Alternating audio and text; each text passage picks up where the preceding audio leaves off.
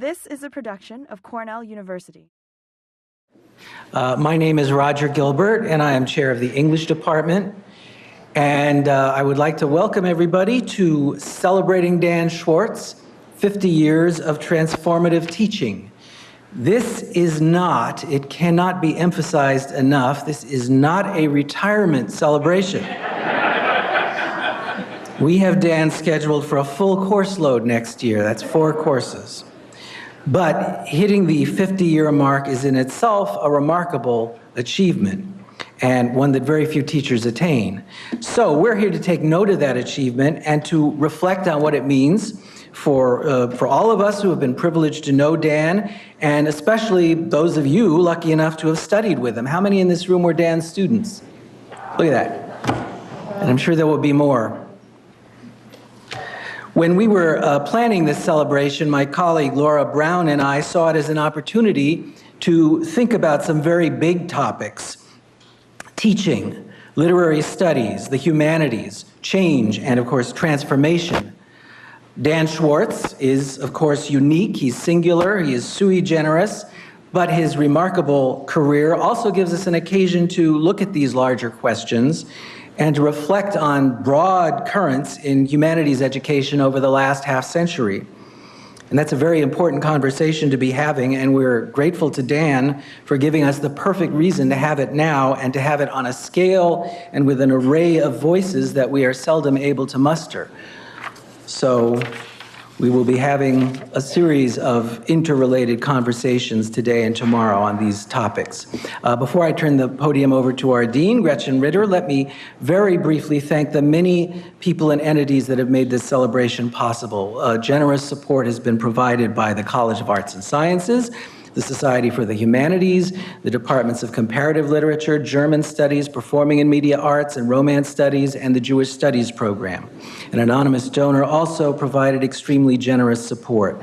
The English department staff has worked tirelessly to put this event together, and let me just, I'd like to thank everyone by name, but I will just especially thank our wonderful administrative director, Sarah Edelman, and our heroic events coordinator, Lynn Lauper. Many others have worked to make this possible, including all the speakers, moderators, introducers, and participants, some of whom have traveled far to be here today and tomorrow. And of course, thanks to all of you for being here. I'll just say the standard, please silence your cell phones and other devices. Also, just to let you know, in case you didn't get them, that there are name tags for people who registered at the table outside. So it now gives me great pleasure to turn the podium over to, or the microphone over to Gretchen Ritter, the Harold Tanner Dean of the College of Arts and Sciences.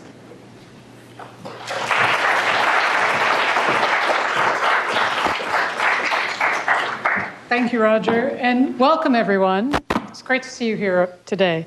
It's wonderful to see so many fellow alumni here to celebrate a teacher and scholar who has graced Goldwin-Smith's halls for half a century. That's quite an accomplishment. 50 years of teaching and publishing. I can't even begin to imagine the number of lives you've touched, Dan. We're here today to celebrate what Dan represents at Cornell, the value of an education that includes humanities and of connecting the humanities to the broader world. As a college, we recognize and deeply value that higher education and classroom pedagogy should connect with real-world experiences, projects, and problem solving. Dan's work exemplifies that commitment. The direct impact of Dan's teaching as a humanist on the career success of multiple generations of Cornellians is impressive.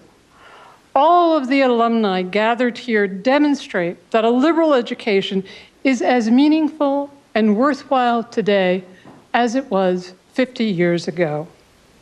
The first panel of the conference, The Humanities as Gateway, Vocations and Avocations, shows how much the impact of a liberal education and literary studies can have. The panelists, all graduates of arts and sciences, have successful careers in a wide range of fields, from law to investment to policy to medicine to Google. Dan's engagement as a mentor of graduate students and faculty colleagues with a range of approaches and methods in literary criticism and humanistic study enables him to reflect on the scope of literary study over the last several decades. The speakers here are indicative of that scope. And the conference's final roundtable on transformation in literary studies will demonstrate how Dan's influence has supported the kind of fertile, ongoing discussion about the field that continues to make it lively, current, and flexible. In 1999, Dan was named the Stephen H. Weiss Presidential Fellow. This is our most important teaching award at the university. It's a permanent designation that recognizes a sustained record of effective, inspiring, and distinguished teaching of undergraduate students and of contributions to undergraduate education. You know, we have a lot of amazing teachers here, but I can't imagine any faculty member more worthy of that designation than Dan. The College of Arts and Sciences values great teaching, and all of you in attendance at this conference are a testament to the impact that a great teacher can have.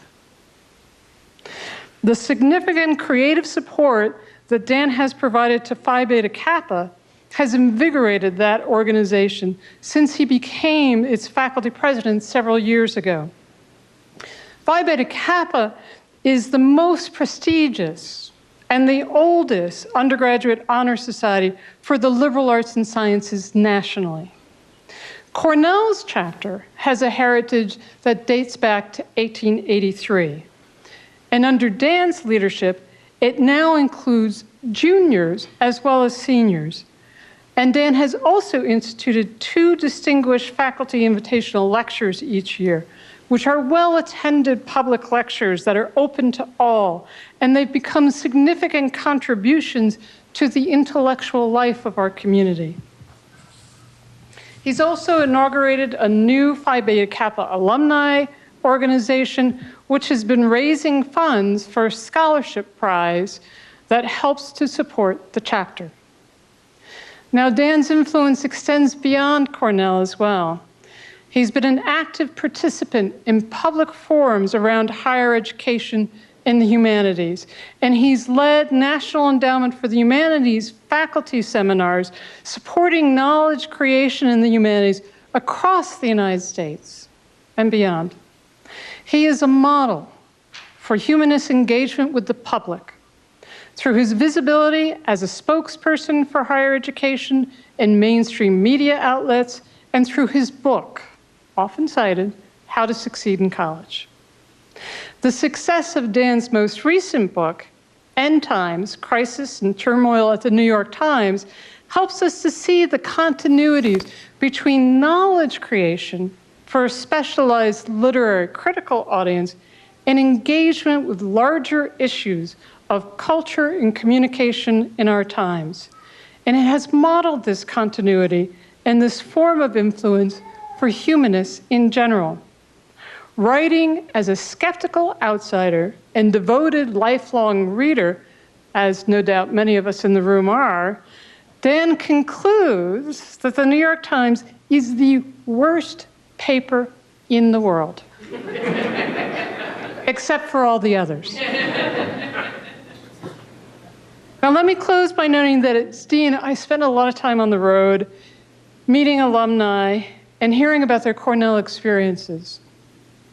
And when it comes to alums who have taken classes in English, alums that span many generations, I will tell you that there are 2 names that come up again and again in terms of teachers who've had an impact: Mike Abrams and Dan Schwarz. And I want to thank you, Dan, as your dean, for everything you do here as a teacher, as a scholar, as a university citizen. You make us better. Thank you.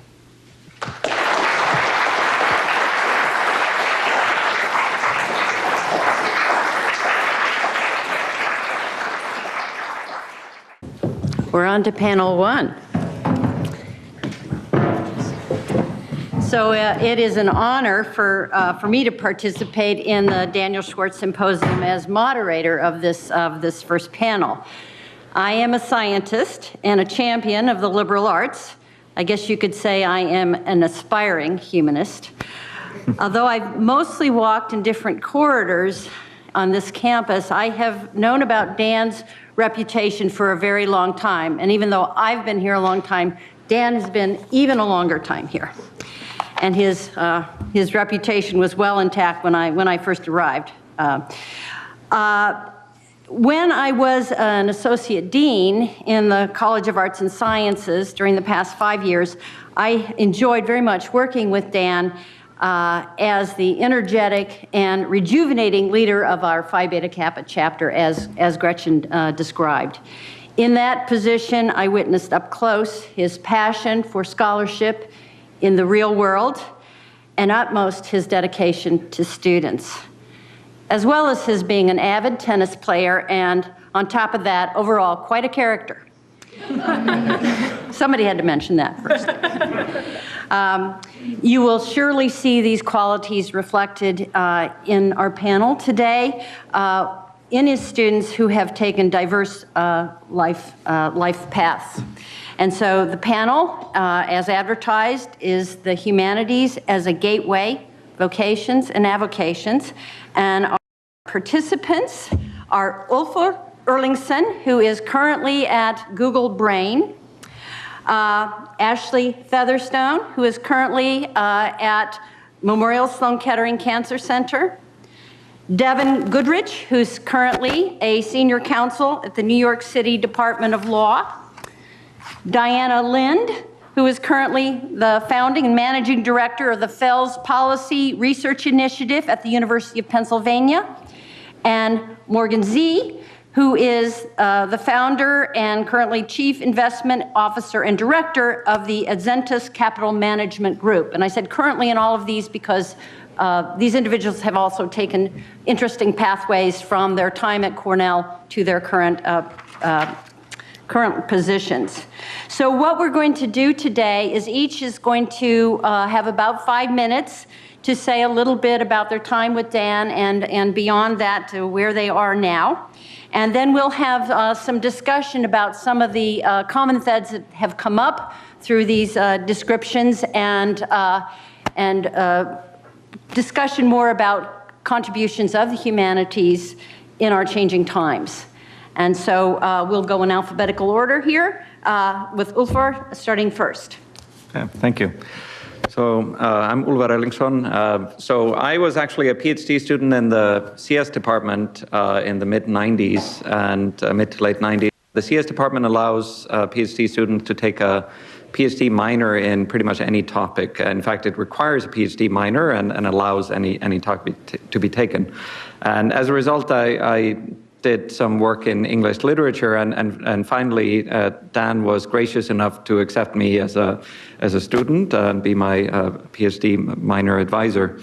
And I must say it was an absolute revelation, even though I'd taken some courses before that. English is not my native language. I had no background in sort of literature and the arts as such, mostly in the sciences. And Dan not only brought me into his group of students and his studies, his way of thinking, but really we became fast friends, and he sort of became a mentor to me in all of these arts. And I think if people here have sort of experienced this sort of all-encompassing lifestyle of artists and who live and breathe their subject matter, that's really how I felt I was being drawn into this world of literature and the work and close reading, and not only of literature itself, but also of works of arts, which were a passion of Dan's at the time. And I sort of was recently struck by some similarities to Dustin Hoffman's character in the Netflix movie by Noah Baumbach, Meyerowitz stories. So although the character of Dustin Hoffman in that particular movie, as many and mostly very different from Dan, is not at all adventurous and open to new ideas and so on. He still sort of has this all-encompassing sort of embedding in the subject matter of his art, being a sculptor. Now, on the topic of being adventurous, so Dan and I worked, he was very interested in my scientific background, and we worked to create what I think was probably the first homepage of any of the English professors. And so Dan was the first English professor on the internet, or as it were. And he had actually a fantastic webpage very, very early on. I remember his book on remembering the Holocaust was featured prominently there when it came out. And also, Dan was a very forgiving person, and I must shamefully admit that my skills weren't greater than such that at the time, when I was helping Dan, his computer crashed. And all of his data was lost, every single bit. And it took every ounce of skill and knowledge that I had and all of my peers in the computer science department to recover Dan's emails. But after a very tense weekend, we actually managed to get that, and only that. Everything else was lost. But you know, the emails was what he actually cared about from that particular computer, and the web page was being hosted on some server. So anyway, thank you, Dan, for accepting me into this wonderful world. Hi everyone, I'm Ashley Featherstone. I graduated from Cornell in 2008 with a BA in English, and I'll probably start off just by talking a little bit about my career trajectory. So I was always interested in medicine up until my freshman year at Cornell, and I truly thought that I would end up going to medical school. I was lucky enough my senior year of high school to have an English teacher who I loved and who really pushed me in that direction, but it was my sophomore year being in Dan's modern tradition class that sort of sealed the deal for me in terms of what I knew my major would be. So I still ended up spending my summers working in New Jersey at my family doctor's office, so I kept my ties to healthcare even though I was in the English world. I started working at Memorial Sloan Kettering, so that's where I am today, in 2009, so I'm coming up on 9 years at MSK. I started as a frontline staff member, so I worked in one of our outpatient sites, scheduling our patients and essentially helping them navigate through their experience as they receive treatment for cancer. And I stayed in the outpatient world and moved up into several different supervisory positions. In my current role as an administrator, I manage the operations of the Evelyn H. Lauder Breast Center. So I'm responsible for everything related to the breast center and its programs. So everything from housekeeping staff to transportation to the frontline staff, who I was once a member of that team, and the office assistants. So there are over 200 employees that are ultimately under my purview, whether directly or indirectly. I'm involved in all programmatic initiatives, and I work closely with our physician leadership. I also manage the multi-million-dollar budget for all areas of our building. I can't tell you how many people I work with who have a humanities background, even though I work at a hospital. Our deputy physician-in-chief, who is a world-renowned oncologist, actually started his academic career in the worlds of music and literature. So you can't underestimate the importance of good writing and reading skills, no matter what career path you take. I'm constantly trying to, quote, influence without authority. So the physicians and senior leaders that I work with, they don't report to me, and they have no reason to follow my lead. But my ability to sell my point and craft a convincing argument ultimately allows me to push forward with my ideas or obtain buy-in when necessary. When I think back to my English classes at Cornell, particularly those smaller, higher level seminars where you can't get away with sitting in the back or not participating in the discussion, I realized that those discussions and those debates, or those times where I really had to stand up for my viewpoint, set me up for the career path that I'm on. So I constantly have to make decisions, often with little time and without the information or background that I would like to have. And I have to feel confident, and I have to instill confidence, both skills I learned here at Cornell in my academic career. We'll talk a lot on this panel about establishing a narrative, and that's a skill that is invaluable in any career, but you can look at something as simple as email to understand the importance of good writing skills. So before my time's up, I want to share a few Dan stories myself. Like I said, my first class here at Cornell with Dan was the modern tradition.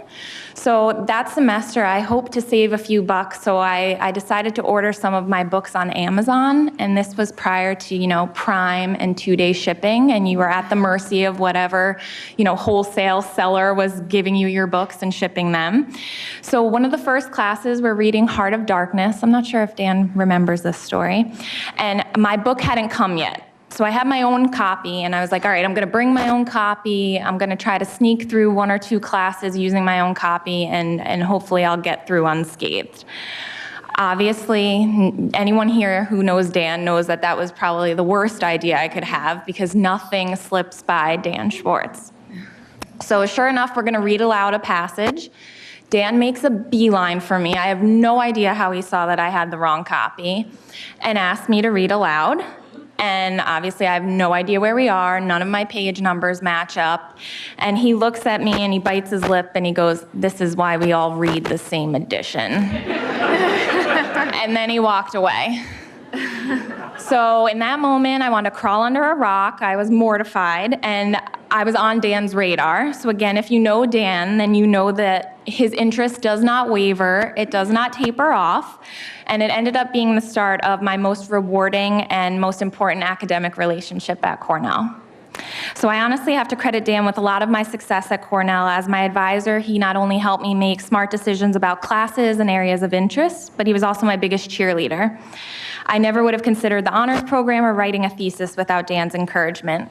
I know he never would set me up for failure, and he would always be honest about my abilities. His urging made me realize I was capable of more than I even thought, and when I think about the experiences that have helped shape my work ethic, writing that thesis is definitely on the top of that list. So while I'm not writing 80 pages about Virginia Woolf and Jane Austen, I did recently write an article with my administration and nursing colleagues that will be published in the Clinical Journal of Oncology Nursing this fall. So not exactly the writing that I had imagined doing while I was sitting in Goldwyn Smith, but something I'm proud of and excited about nonetheless. So there isn't an hour that goes by in my career where I'm not utilizing some skill that I learned here at Cornell, and probably from the very man that we're here honoring this weekend. And I'm looking forward to speaking more about my experience on this panel. Thank you. I'm Devin Goodrich. I was at Cornell about the same time as Ashley, but we never actually had classes together. I graduated in 2007.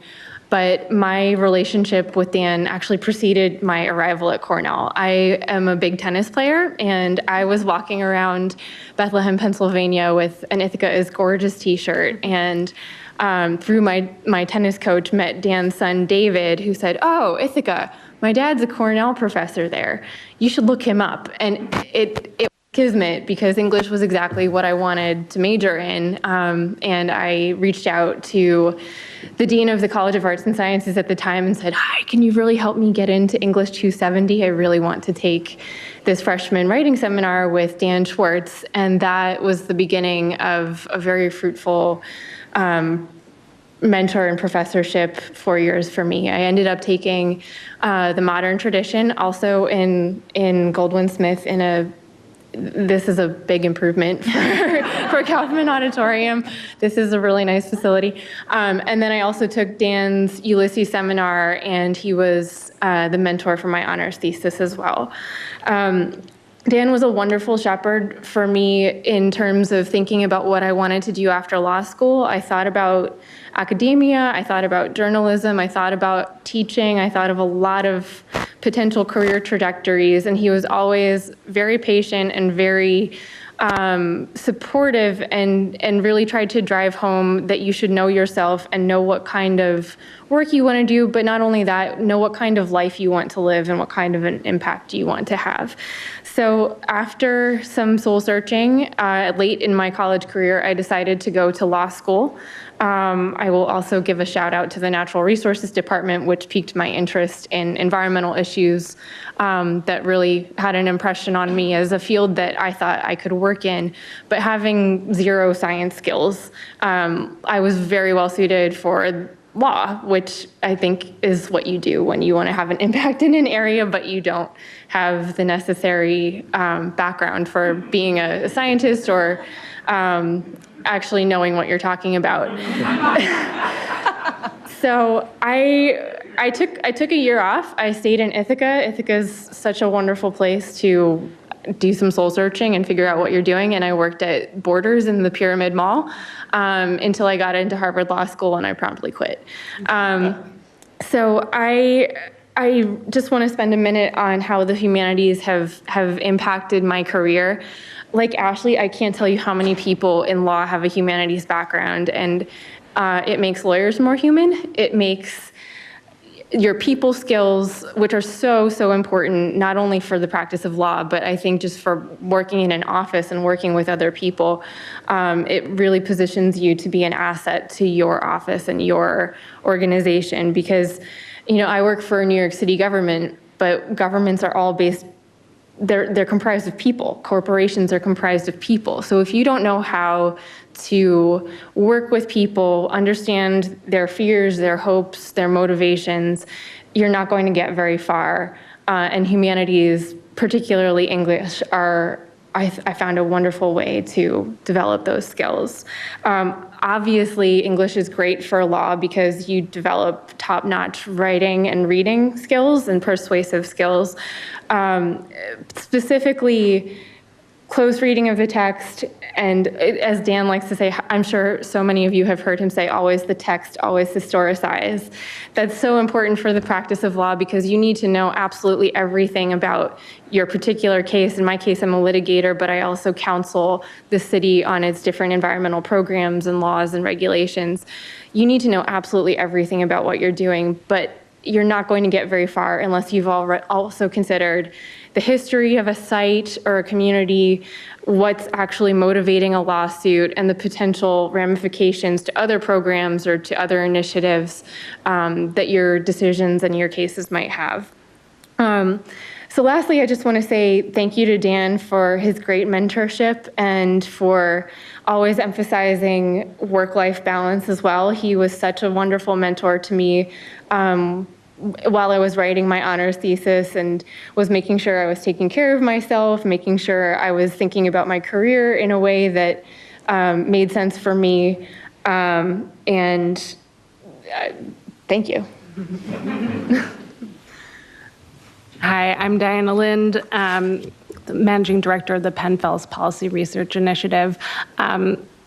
When I was thinking about what to say in 5 minutes, I was thinking about a Dan saying, which is one of his famous equations, E equals MC squared, or every minute counts. So if you've ever seen what he can pack into a single day, especially when traveling, it's more than most people do in a week. So I'll try to of anecdotes in these 5 minutes. So I graduated also as an English major 15 years ago, thinking that I wanted to become a novelist or some writer of some sort. And my first year out of school, I took on a Cornell externship that became my first job at an architectural publication. And I also started an MFA in creative writing. And the experience of creative writing workshops that I didn't enjoy so much and working at a magazine that I really did enjoy really influenced my path in terms of thinking that I was more interested in journalism and nonfiction perhaps as a career than writing fiction per se. I think I might be the only one on the panel who didn't have Dan as a teacher at all. I, in 2001, wanted to spend a summer in Ithaca and was looking for something to do, and was lucky enough to become a research assistant for Dan while he was working on a book called Broadway Boogie Woogie about the writer Damon Runyon. And this was a really great experience for me, and it also, like everyone else has mentioned, really ushered in an important experience in my life and a mentor for me here at Cornell. There were a couple of things from that experience that I think really influenced my career. The first is that this was a really unusual situation for me in that as a college student, I was constantly writing papers and then handing them off to professors for feedback and their response. And instead, working with Dan on his book, he was sending me chapters of his writing, and it was my turn to then send him some kind of feedback. So I was proofreading and fact-checking and sort of providing some research assistance. But it was my first taste of how I would like being an editor and seeing literature and the writing process from this completely different perspective. I'd been sort of surrounded by other college students who, might cram to write a paper or get kind of lost in the process. And it was such a great experience to see someone who had a completely different kind of work ethic, who spent an entire summer plowing ahead on a book, who never seemed to really lose interest in it, and who and had a confidence in what he was writing. And as someone who's now working on my own research and reported book, it was a great experience to see that kind of level of dedication up front. The second thing was that as an English major, I, of course, was studying the classics, and it was at that point really innovative, it seemed to me, that Dan was writing about someone who was certainly not part of the Western canon. Damon Runyon is best known for writing the stories that inspired Guys and Dolls, and writing about gangsters and the demi-monde of New York. But Dan wrote about it in a way that persuaded you that Damon Runyon was, culturally significant, a stylist in his own right, and it really persuaded me to realize that it's not necessarily that the subject matter that you choose isn't as important perhaps as the sort of academic rigor and ideas that you bring to it.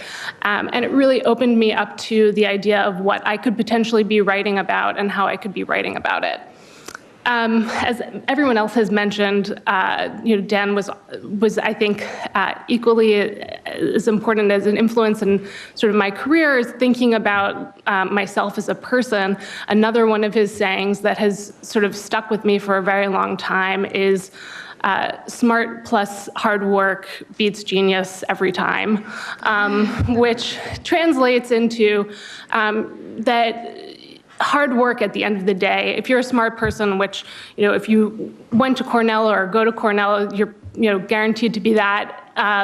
If you apply hard work to that, you will outlast, the geniuses who might have inspiration and sort of flake eventually. And I think that that has been something that, having a 50-year career, being able to have written as many books as he has, is obviously a testament to that. But I think especially as an English major, when you're reading, the geniuses of history and their work, it's very easy to get lost thinking that there's no way that you could potentially succeed at that level, or even sometimes think that you could succeed at any level. And really, this sort of notion of hard work has really been an influence. And the final thing that I'll say that's also related to this panel is just this connection between the humanities and the rest of the world and what's going on.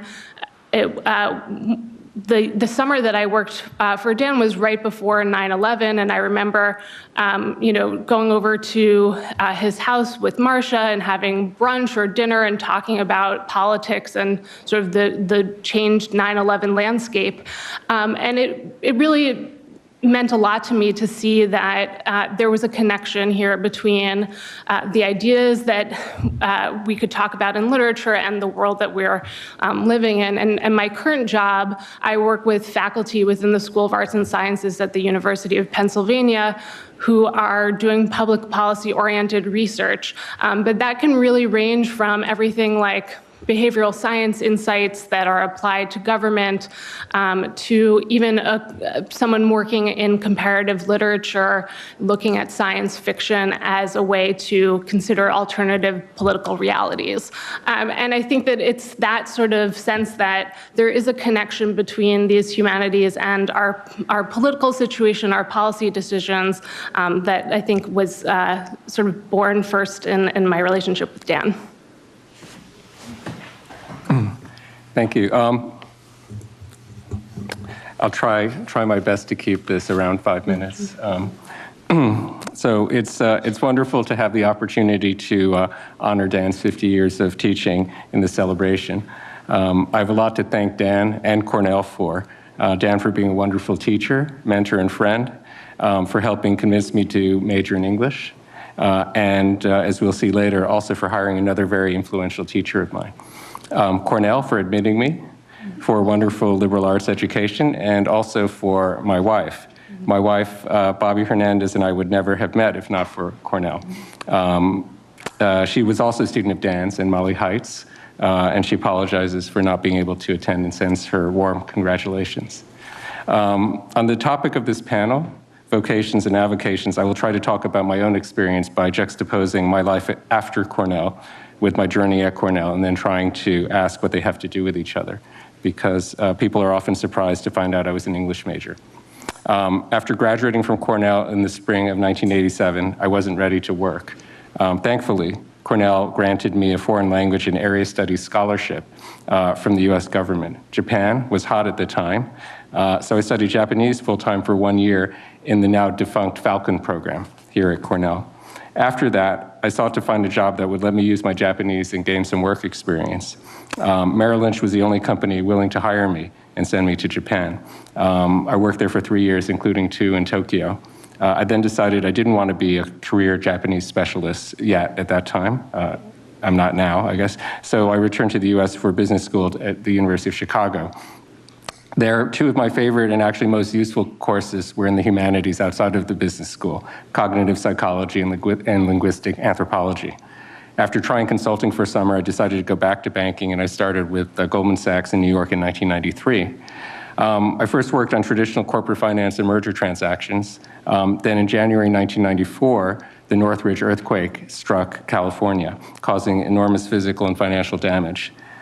Following on 2 years after Hurricane Andrew, the event caused a significant financial crisis in the reinsurance industry, leaving Warren Buffett's Berkshire Hathaway as the only provider of what's known as super cat reinsurance for large natural disasters. In 1995, because of this, we started a business underwriting these risks in the capital markets, which involved learning how to quantify and model probabilities of large events like earthquakes and hurricanes, and designing securities based on these and educating investors on the risks and rewards. After a few years, I moved to London to do the same thing. And then in 2001, I decided to try something new, and I was fortunate to move into a group at Goldman known as International Equity Arbitrage, where we invested Goldman's own capital in stocks, bonds, and esoteric investments like merger arbitrage. And then in 2006, I moved to Hong Kong to manage the investments for this group in Asia, and then later globally. And then in 2011, I left to start my own hedge fund, where we today own around 20 high-quality stocks we think can double in 3 to 5 years on behalf of a university endowment and other investors. So the question is, what does this all have to do with my education at Cornell? Well, my journey at Cornell started in 1983. I had no idea what to major in, so I decided to become a college scholar. One thing I did know is I wanted to improve my English, because my weakest subject in high school was actually English. In my sophomore year, I decided to take a writing course called The Art of the Essay, taught by Lydia Facandini, who passed away in 2013. That course turned out to be a revelation. In addition to Lydia, I have to thank Dan, as Dan hired her and brought her into Cornell when he was chair. in that course that I learned to experiment with language, to align intentionally form with content, and to really write. She used a textbook called Analyzing Prose by Richard Lanham, and that book really opened my eyes to understanding sentence structure, like the difference between paratactic and hypotactic sentences, which is actually a concept that I still use today when I sit down to write. Encouraged by Lydia's course, I decided to take more English courses. I was fortunate to experience the tail end of Mike Abrams' English Literary Tradition survey course, and then to take Efim Fogel's seminar on Shakespeare. Efim was a very kind teacher. In the spring of 1986, my wife and I both enrolled in Dan's course honor seminar on James Joyce and Ulysses. This was a fascinating time to take his courses. He had just published his book, The Humanistic Heritage, and we read that book for the class. And we also actually used the galley proofs of his, at that time, soon-to-be-released book, Reading Joyce's Ulysses. His course got me very interested in literary criticism and made me decide to pursue an honors thesis in English. I asked Dan to be my advisor.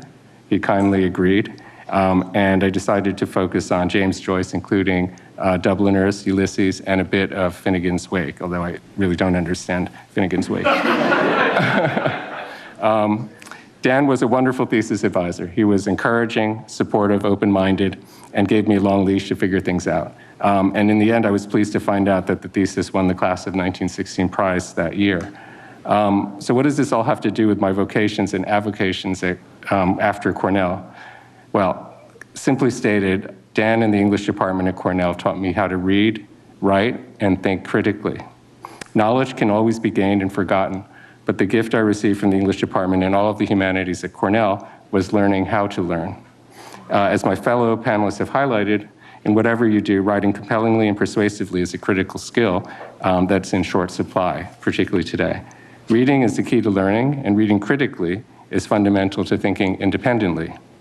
In a world that is becoming increasingly automated and where the timeframes of linear career paths are becoming compressed rapidly, the importance of thinking flexibility and being able to reinvent oneself will become even more important in my view. But even more important than learning how to learn, Dan, as my teacher and advisor, and all my other professors in the College of Arts and Sciences imparted one more important gift, and that is curiosity. For that, I'm eternally grateful, and I feel very fortunate to have been one of the students who has benefited from Dan's 50 years of transformative teaching.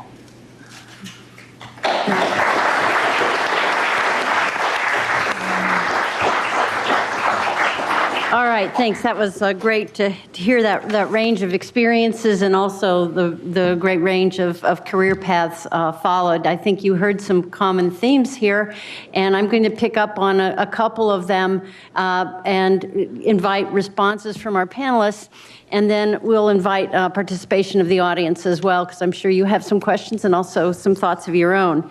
So let me ask this first question. What I've heard today very clearly is that having a degree in English or the humanities more generally enhances your ability to read, to write, and think critically. And I'm thinking, hey, wait a minute. I'm a scientist, and I learned to read and write and think critically. So I'm going to ask you, Morgan, I think, explained very well, but maybe some of the other of you can say, no, but you don't have the big picture. So that's my quick answer, but I would love to hear it from some of the others on the panel. Diana? Sure. I'll say I think one key difference that perhaps you get from an English degree is by virtue of reading literature and sort of inhabiting the lives of various characters, you become very accustomed to other people's sense of interiority, their motivations, and I think that kind of thinking and the ability to understand other people and almost mentally inhabit their space is really useful in any sort of career. I think one of the ways that's been most helpful when I was running a nonprofit organization is trying to understand the motivations of my employees and sort of how to get them motivated to understand, to get on board with doing something. And I think that sort of that practice of empathizing with the character is something that you learn from reading books, and is really helpful in all sorts of human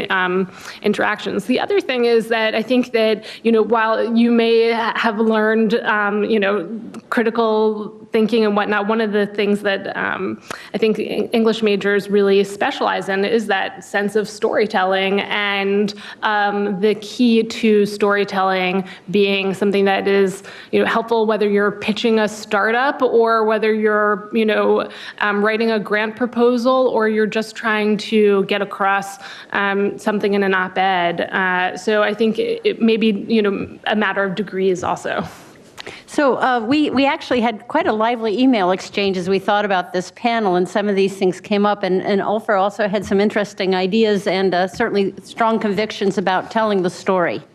Yeah, well, so I didn't really get into what my career was after I left Cornell, but I've done a couple of successful startups.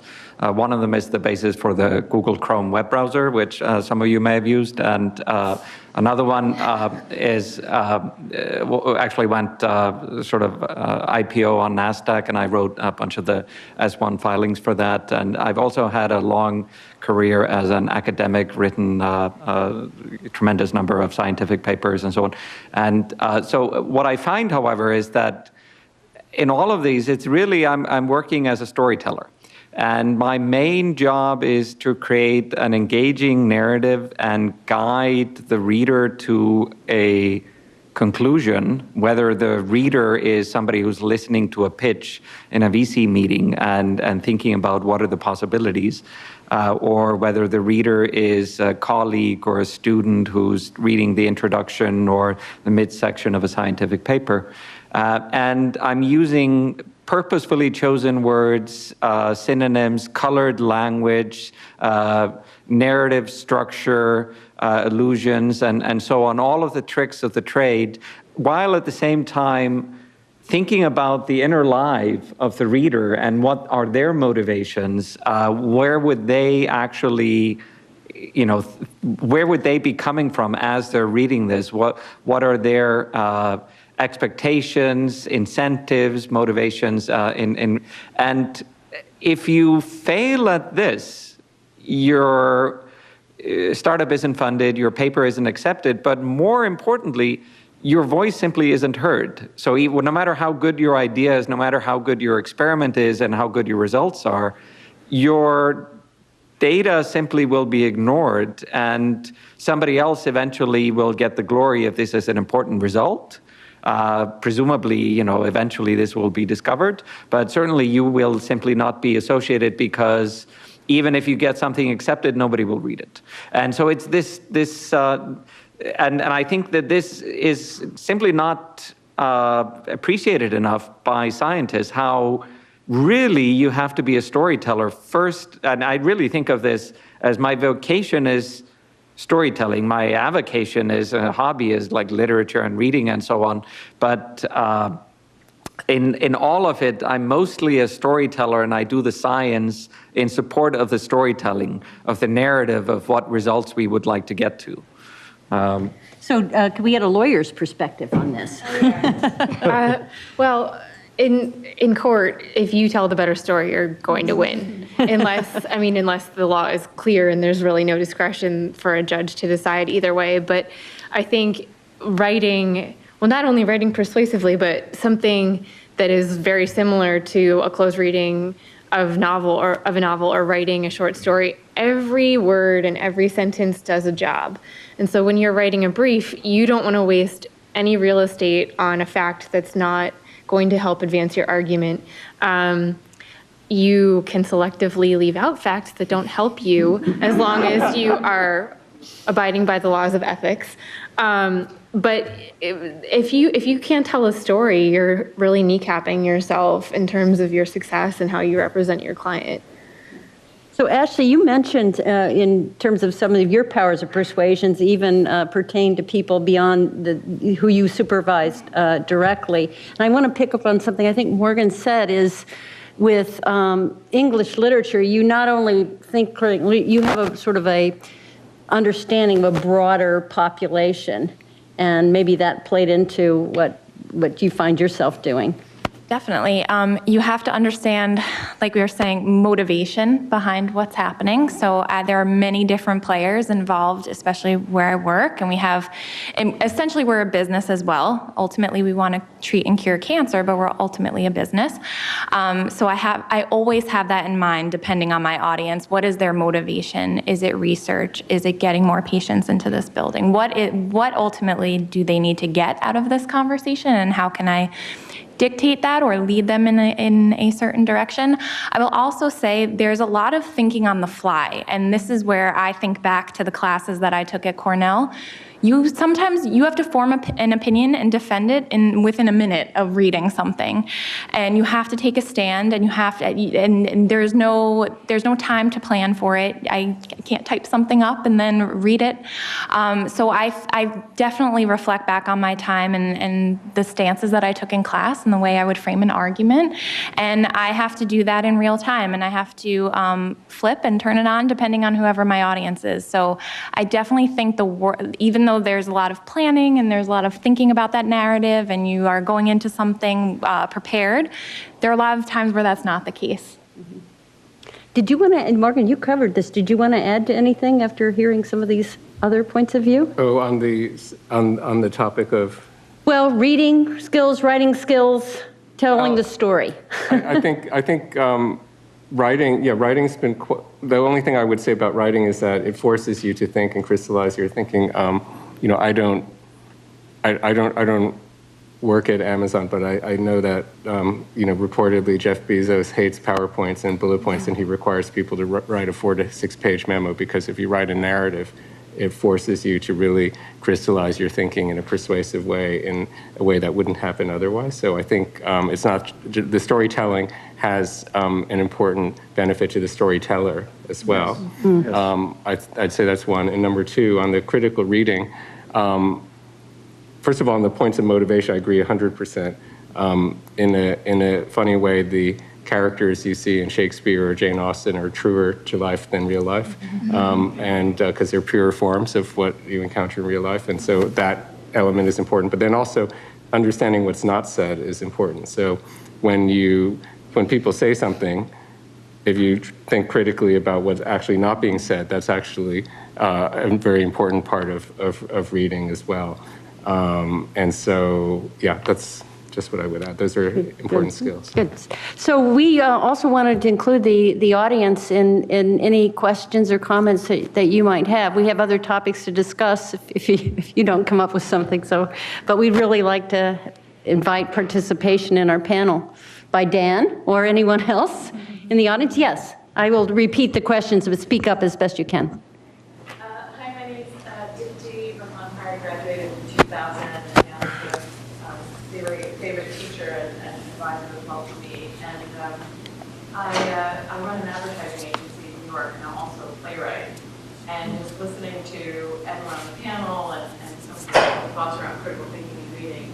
I think one thing that I've really learned in my time here is how important joy is in the process of learning, because there's and it served me so well both in the arts as a writer and also in my profession. And I remember in Dan's classes in particular, we laughed a lot, worked very hard, but we really and what that allowed the class to do is to utilize the text we were reading to understand our own identities. And that sort of depth of understanding, I think, serves you well when you're in a kind of a pressure cooker environment of any kind. So I totally agree with the foundational skills. There is also something intangible. I mean, I remember again specifically saying, you have to kind of like this. Somewhere in the middle of Ulysses, we're all floundering, no one knows what's going on. So I just wanted to kind of add that. I think that's a great point. I think that one of the reasons of the liberal arts is the joy of learning as you're doing it, and that will continue. And you'll keep reaching, and it'll be hard, but you'll feel that joy of getting something. Any other comments on that? Other questions, comments from the, yes? Hi, I'm Colleen Ellison. I graduated in 2002, and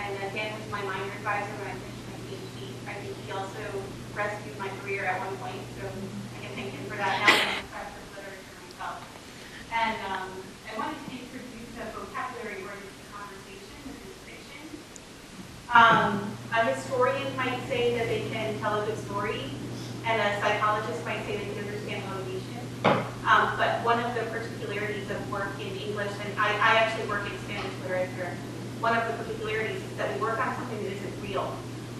We work on fiction. And I wanted to ask if any of the panelists could comment on that. Oh, that's a fantastic question. Everything that I work on as a scientist is fiction. And certainly startups and so on. Everything that you do, you're imagining, like in a very real way, the natural sciences and so on. You're imagining how the world works, and you do experiments that try to confirm how you imagine things might be. So you're forming these hypotheses and so on. But really, I totally believe that everything that I've ever written as a scientist is a work of fiction, and my story my sort of purpose as a storyteller is to make a convincing narrative that convinces people that that fiction is real. And if I am successful and I convince enough other people to come along with me for the ride, then maybe there will be enough momentum and they will discover that, yes, in fact, this is real, or it will become reality. Like, let's take the Google Chrome web browser, which actually is a more secure way of browsing the internet. And, you know, this people weren't necessarily bought into the fact that you needed a more secure way of browsing the internet before we started sort of down this path. And then, you know, you sort of bring a coalition of people along with you. And similar things have happened in other technologies that I've been along with, where the story pulls technology along with you, along with sort of, and so reality changes because of the story. So fiction changes reality. And I think we see that again and again in literature. Like, literature becomes reality.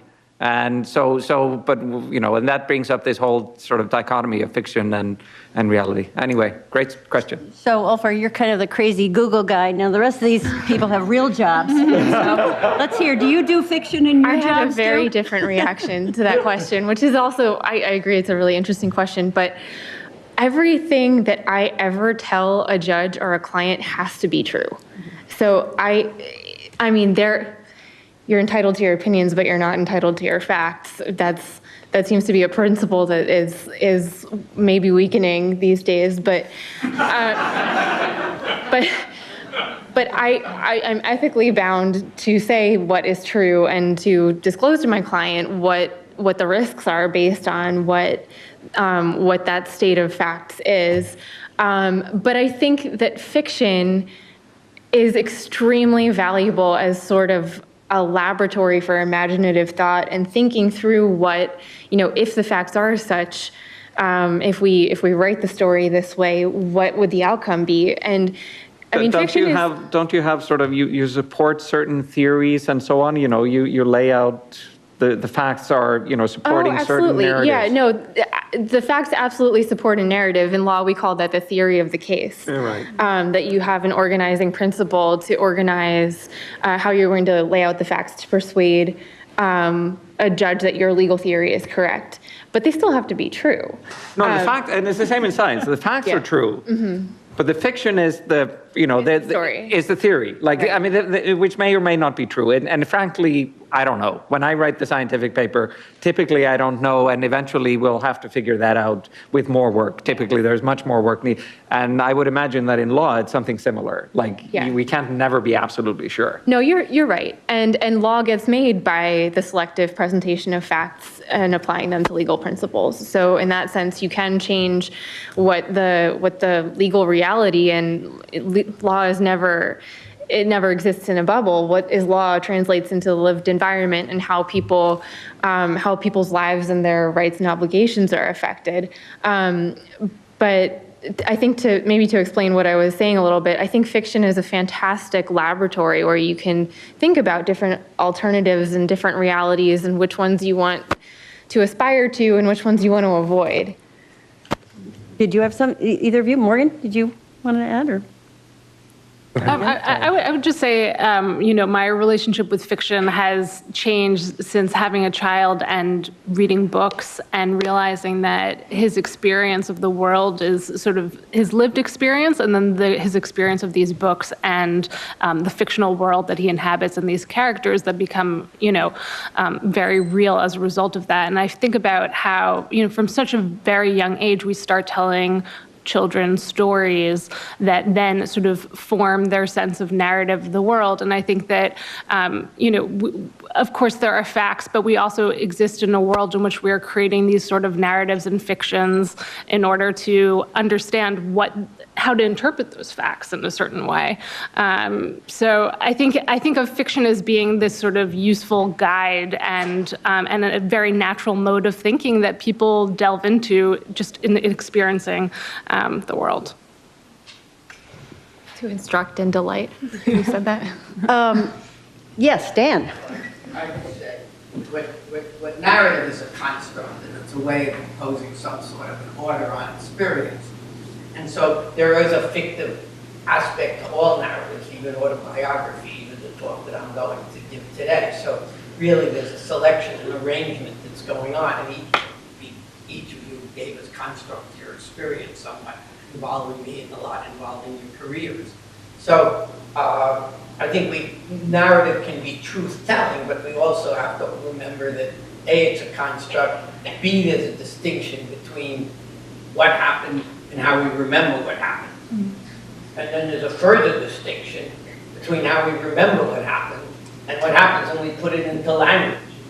We were doing another, so it's important to remember that. So Ulfar is right that, as Stevens would say, fictive things wink as they will.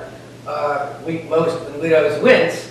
That's from Stevens. And but also, some of you remember that. And but it's also true that we live in a kind of borderline sometimes between the narratives we have and the original facts, and we don't always get back to the origin. So if you take a class, and I've done this on occasion, and after 5 minutes you walk out and say what happened in the class, everybody has a different idea because they're coming at it from their particular perspective, what they knew when they got there, or what their attention was, and what they remember. And some of what they remember may never have happened. So it always was hard, and it seems to be getting harder to distinguish truth and fiction, I guess. Any other thoughts from the audience? I'm going to plant one last thought. We only have a couple minutes here, but I'm interested myself in some of the initial conversations we had about can artificial intelligence replace humanists? And this was a discussion that came up amongst some of our group. Will a machine be able to read as well as you guys with your English and humanities background? Ulfar says, yes, machines can do anything, ultimately. Soon. Soon. But the other thing that you get with your own mind and your liberal arts education is the ability to think creatively. And so what is the line between being able to just read the facts and being creative? I don't know if anyone wants to comment on that. Ashley? I can actually comment on that specifically for Memorial Sloan Kettering. So we have a relationship with IBM, and I don't know if anyone's heard of Watson for oncology. So essentially, Watson can analyze patients' medical records and spit out a treatment plan for patients. So to test this out, we have doctors who are involved in this project who they read through the same records, they make a determination for a treatment plan, and then we compare what the computer has generated to what the human has generated. And about 70% of the time, we're finding that they're pretty much on par with each other. The other 30% of the time, well, first of all, when this is presented to doctors, I wish I could show you the faces of the doctors while this is being discussed. And I work with the breast center, like I said. So this is 2 of our breast medical oncologists are part of this project. And that other 30% are things that I don't work in technology, and I don't feign to work in technology, but there are things that a computer couldn't know potentially to ask a patient or to know how to process. It could be the way a patient looks when a doctor's delivering them news, or who's in the room with the patient. These kinds of things can impact the way a doctor is either delivering news or the way that they're gonna frame their treatment plan. What kind of support does this person have at home? What kind of mindset are they in now? So those are the nuances that we just can't capture with technology. And I'm not saying we can't get there, but currently in the state that it's in. And the fear though in the doctors' faces, and also we now are allowing for patients to receive a treatment plan through, they can actually request that Watson generate a treatment plan for them without actually coming to MSK. So that's another piece. The patient doesn't actually have to physically be with us. So that's a convenience piece as well. And the doctors fear that the answer that they give is not gonna match Watson. That's a hurdle that I don't know how we're going to get over. And that's actually, it's not even the patient that's concerned in that scenario, it's actually the provider, who then might have to explain why they do not agree with a robot. Ooh, you wanna add to that more generally? Yeah, so the robots are coming, whether people like it or not. So there's a revolution going on that basically the technology is now able to solve non-linear optimization problems using data in a way that was fundamentally infeasible about 5 years ago. And those are allowing us to solve problems like understanding speech, understanding images and so on, in understanding medical records, in ways that are basically allowing machines to trivially do these things. And when I say trivially, so far they are getting to the point where they're equally good as humans. They will, in some areas, like recognizing certain types of flowers, dogs, and so on, they are very quickly much better than any human has any hope of ever becoming. And that's simply because that they actually learn in much the same way that we do. We also solve the same nonlinear optimization problems when we learn as infants and toddlers. And these machines will understand language. They already understand language. So translation systems, for instance, are getting better and better. What they are not yet able to do is, say, create artful translations of even short-form poetry. But my prediction is that, say, short-form poetry, haikus and so on, translated between different languages, will be artfully translated within a few years, let's say 5 years. And then, and that's just by extrapolating by how rapidly things are improving. They're actually sort of exponentially getting better and better every year. And very quickly, you can imagine sort of a superhuman type humanist computer, understanding all of the influences of all of the Greek roots and all of the different myths and symbolisms and so on, and all of the important narratives in all of the Western and Asian traditions and so on, and how it influences a particular word choice. It's not all that much information for the computer to actually be aware of for that particular word choice. But for a person, it's a lot. And so we'll get there. That won't be a bad thing. That will be great in many ways. And it will actually give humanists excellent tools for interpretation, for close reading. It'll be like a phenomenal tool for close reading of existing texts. Already these types of techniques in linguistics are providing tools for understanding existing corpi of text that have laid dormant and required sort of entire careers of manual analysis. So we'll just raise the level of abstraction we can work on, and is there still space for creativity? Let's end on an up note here. Yeah. I think the robots should have to take the modern tradition, because I'm kind of a Luddite, and I'm ready to get my salt water and my mallets ready with you saying that the robots are coming. But In law, I mean, it's already there with optical text recognition. And for now at least, I don't know how it will be in the future, but a lawyer can review many, many more documents using that technology now and provide better and more holistic legal advice, because I can read 10,000 documents in the time that I would normally be able to read 100. So I'm a bit more skeptical and trepidatious, but I'm glad that you're working on these things and that you have taken the modern tradition. Any more thoughts on creativity? We're bound to wrap up now. Oh, yes, one more comment and then we'll close. My name is Yale Fisher. I'm a vitreoretinal surgeon from Manhattan. The thing that I haven't heard brought up yet is fortuitous observation. It's something that is humanistic. I was trained at Cornell to do that. And I can tell you most of medicine is based on a fortuitous observation. I don't think machines are going to get that. Maybe. But a human recognizing something is wrong, cluing on that event, is something that I think is critical in Cornell talk. All right, good. Let's end on that note and creativity. Thank you so much.